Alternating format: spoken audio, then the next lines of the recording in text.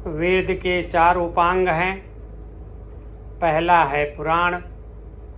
18 पुराण हैं,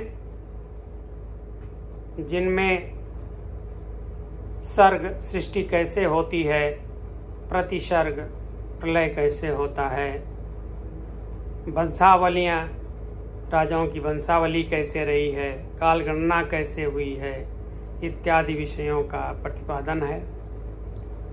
यहाँ पर देव, यक्ष, गंधर्व व महामानवों से संबद्ध कथाएं हैं, जिनके माध्यम से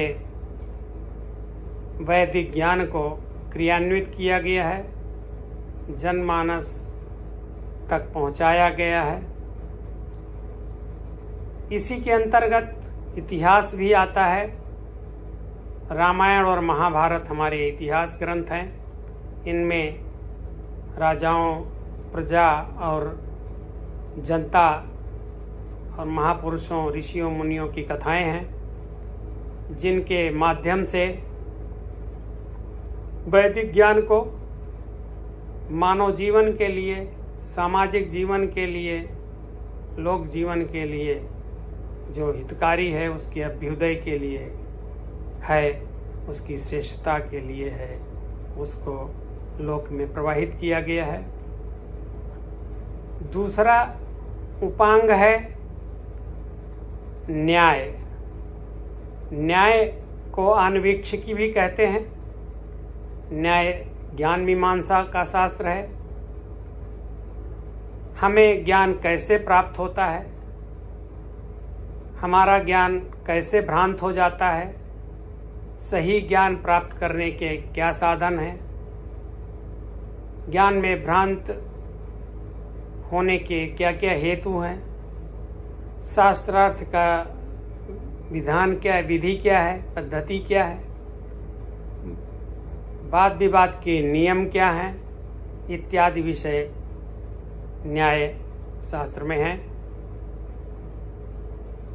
भारत में शास्त्रार्थ की परंपरा रही है और शायद यही कारण है कि न्याय शास्त्र से संबंधित बहुत ही गहन विवेचना अनेकानेक ग्रंथों में प्राप्त होती है।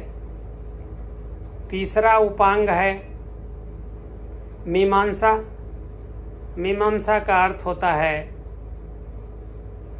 शब्दों का सही अर्थ समझना,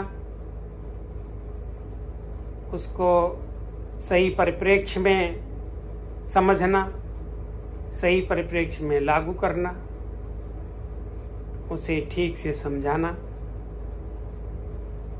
मीमांसा में सभी 6 दर्शनों का समावेश हो जाता है, जिसमें पहला है पूर्व मीमांसा, जिसमें वेद के कर्मकांड से संबंधित विचार हैं। दूसरा है उत्तर मीमांसा, जिसमें वेद के ज्ञान कांड से संबंधित विचार विमर्श और उनके निष्कर्ष निकाले गए हैं। तीसरा है सांख्य दर्शन, जो प्रकृति पुरुष के योग से सृष्टि के 24 तत्वों का वर्णन करता है, किस प्रकार सृष्टि विकसित हुई है, व्यक्त हुई है। योग दर्शन चौथा है, जो मानव शरीर को पूर्णतः विकसित करने का और उसके माध्यम से अनंत ज्ञान, वैदिक ज्ञान या को प्राप्त करने का उपाय बताता है। योग शास्त्र सभी ने प्रयोग किया है। पांचवा है वैशेषिक दर्शन। वैशेषिक दर्शन परमाणुओं से सृष्टि की रचना की बात करता है और अपने तर्क रखता है।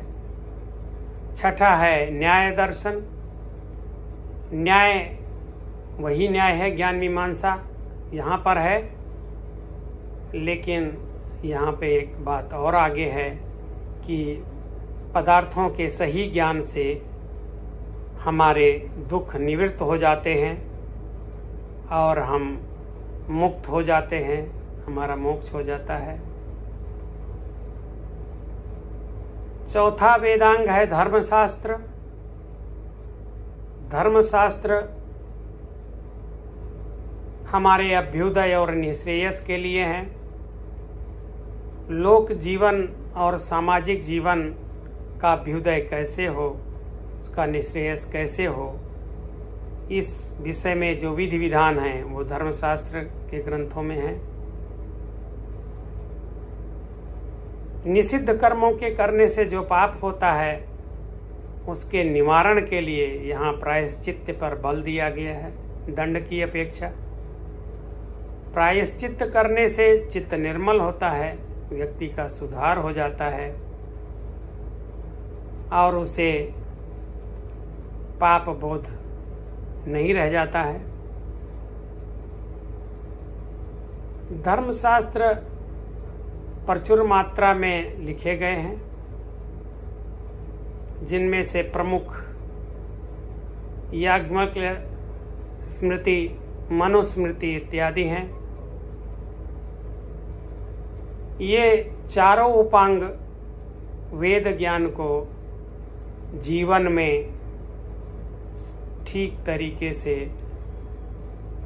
लागू करते हैं, लोगों को उससे लाभ पहुंचाते हैं, उनका अभ्युदय करते हैं, उनका निःश्रेयस करते हैं। इसी कारण से इन्हें वेद का उपांग कहा गया है।